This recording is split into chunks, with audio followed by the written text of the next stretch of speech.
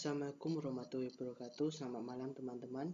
Pada malam hari ini saya akan mempresentasikan tentang klasifikasi dengan menggunakan metode naive Bayes.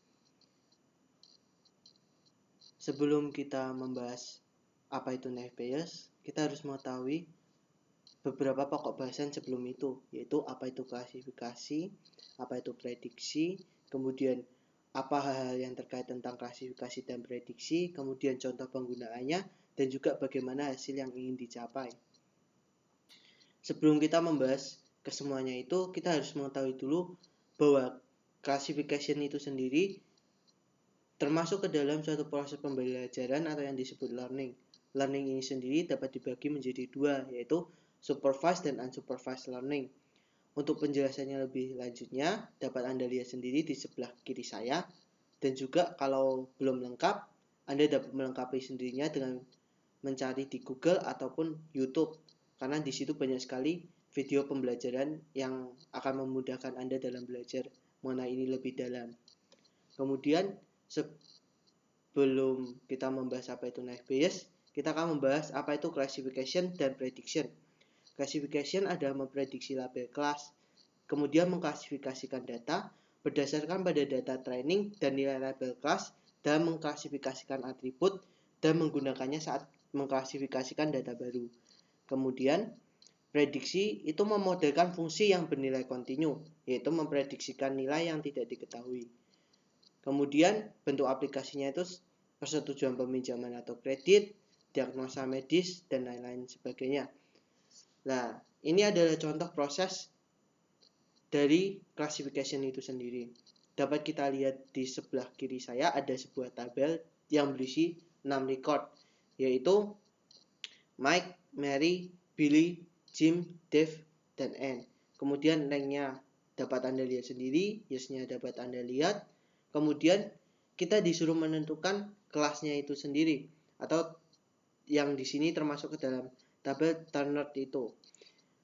Dengan menggunakan algoritma, yaitu if rank sama dengan professor or years lebih besar dari 6, maka kelasnya atau Turnernya yes. Kemudian kita disuruh memprediksikan pada proses yang kedua. Kemudian kita diberikan suatu dataset seperti gambar di samping. Kita harus mengetahui karakteristik yang selanjutnya. Apa sih yang mau kita cari dengan dataset seperti di samping ini?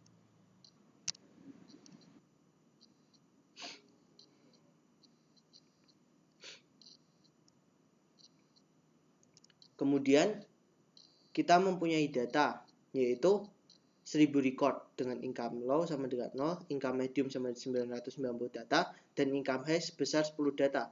Kemudian kita menggunakan metode Laplace correction, yaitu probabilitasnya dihitung untuk income low, medium, dan high masing-masing sebesar 1/1003, 991/1003, dan juga 11/1003. Dengan pembetulan ini, kita dapat membetulkan yang tadi tidak terbetulkan. Seperti itu. Kemudian setelah kita mengetahui pengatasiannya itu, kita dapat menarik kesimpulan, yaitu kita dapat menarik kesimpulan tentang keuntungan dan kerugian dari klasifikasi Bayes ini. Keuntungannya yaitu mudah diimplementasikan dan hasilnya baik dalam banyak kasus. Kemudian kerugiannya bahwa kondisi kelasnya saling bebas sehingga kurang akurat. Kemudian pada prakteknya ketergantungan di antara variabel itu masih ada, sehingga untuk suatu variabel misalnya untuk rumah sakit itu berkaitan dengan pasien, terus pasien ini berkaitan dengan profilnya pasien itu sendiri seperti umur, terus kemudian sejarah keluarganya, sejarah penyakitnya seperti apa. Itu yang mempengaruhi atau saling bergantung di antara variabel itu sendiri. Kemudian kita akan mempelajari bagaimana sih cara mengatasi kebergantungan itu sendiri dalam metode naive Bayes itu. Nah, untuk kebergantungan itu sendiri, Bayes ini percaya akan suatu network. Itu memungkinkan sebagian variabel dalam kondisi saling bebas saling bergantung atau kebergantungan di antara variabel-variabel. Nah, untuk grafnya dapat kalian lihat di sebelah kiri saya. dan penjelasannya dapat Anda baca sendiri. Kemudian untuk yang selanjutnya kita akan membahas referensinya. Referensi yang saya ambil itu ada 7. Nah, dapat Anda lihat sendiri di sebelah kiri saya. Sekian presentasi dari saya. Kalau ada kesalahan saya mohon maaf. Waalaikumsalam warahmatullahi wabarakatuh.